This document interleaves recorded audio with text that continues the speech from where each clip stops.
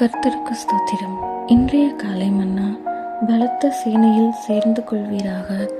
கர்த்தர் பார்த்து ஒருவரும் இல்லை என்று கண்டு விண்ணப்பம் பண்ணுகிறவன் இல்லை என்று ஆச்சரியப்பட்டார். ஏசாயா 59:15-16. பாதாளத்தின் வாசல்களை குலுக்கி பரலோக ராஜ்யத்தை பூமிக்கு இறக்கி கொண்டு வரக்கூடிய வல்லமையுள்ள பரிந்துரையாளர்கள் தேவனுக்கு தேவை.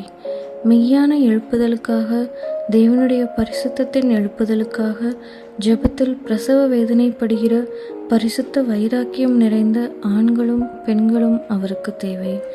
கர்த்தர் பார்த்து ஒருவரும் இல்லை என்று கண்டு விண்ணப்பம் பண்ணுகிறவன் இல்லை என்று ஆச்சரியப்பட்டார் என்று ஏசாயா 59:15-16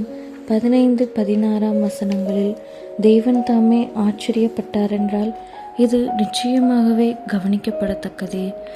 பிரசங்கிப்பவரோ, போதிப்பவரோ, விசுவாச சுகமளிப்பவரோ அல்லது பாடுவரோ ஒருவரும் இல்லை என்று தேவன் ஆச்சரியப்படவில்லை.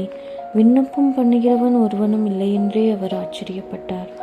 ஒரு அம்சத்தில் பிரசங்கித்தல், போதித்தல், அற்புதங்களை நடப்பித்தல் போன்றவற்றை காட்டிலும் ஜெபத்தில் பரிந்து பேசும் ஊழியமே பெரியதாகும். தங்கள் ஜீவியம் தேவனோடு செம்மையானதாக இராதிருக்கும் போதும் கூட ஜனங்கள் பிரசங்கிக்கவும் போதிக்கவும் பாடவும் கூடும். ஆனால் ஒரு நபர் தேவனுடன் செம்மையானவனாய் இருந்தாலொழிய, அவருடைய வெளிச்சத்தில் நடந்து கொண்டிருந்தால் ஒழிய, அந்நபரால் மற்றவர்களுக்காக ஜெபத்தில் போராடவும் பரிந்து பேசவும் முடியாது. இன்றும் கூட தேவன் பரிந்து பேச ஒருவரும் இல்லையே என ஆச்சரியப்படுகிறார். பிரசங்கிப்பவர்கள், போதிப்பவர்கள், பாடுபடுபவர்கள், கர்த்தரை குறித்து சாட்சி கொடுப்பவர்கள் போன்றோர் மற்றவர்களால் காணப்படக்கூடியவர்களாயிருக்கின்றனர். ஆனால் தங்கள் அறைக்குள்ளிருந்து ஜெபத்தில் போராடும் வல்லமையான பரிந்துரையாளர்கள் மற்றவர்கள் கண்களுக்கு புலப்படுவதும் இல்லை, பிறரால் பாராட்டப்படுவதும் இல்லை.